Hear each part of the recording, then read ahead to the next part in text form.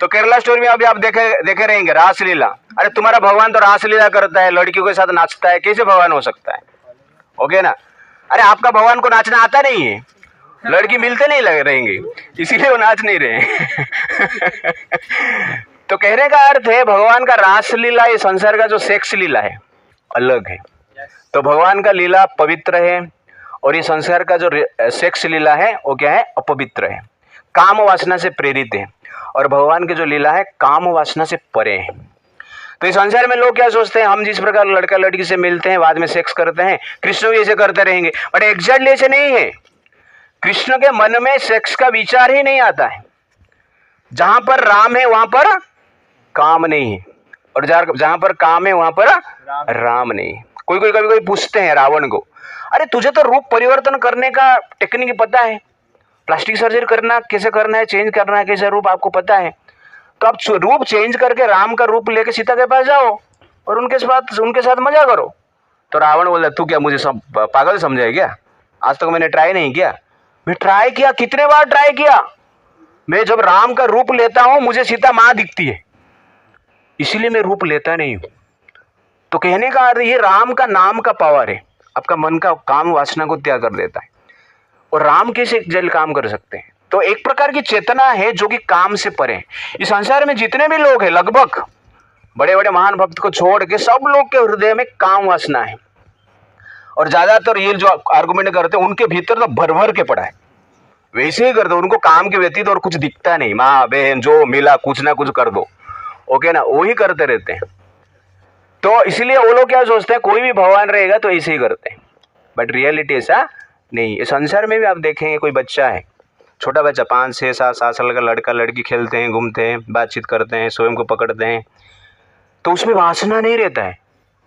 पिता माता देखते हैं तो हंसते हैं, अरे खेल रहे हैं मेरे बेटा बेटी सब खेल रहे हैं, दूसरे का बेटे बेटी के साथ मजा ले रहे हैं, हंसते हैं ना। लेकिन 15-16 साल के बाद आप ऐसे खेलोगे लड़की के साथ, दूसरे के लड़की के साथ, पिता माता देख के हंसेंगे, एक थप्पड़ मारेंगे।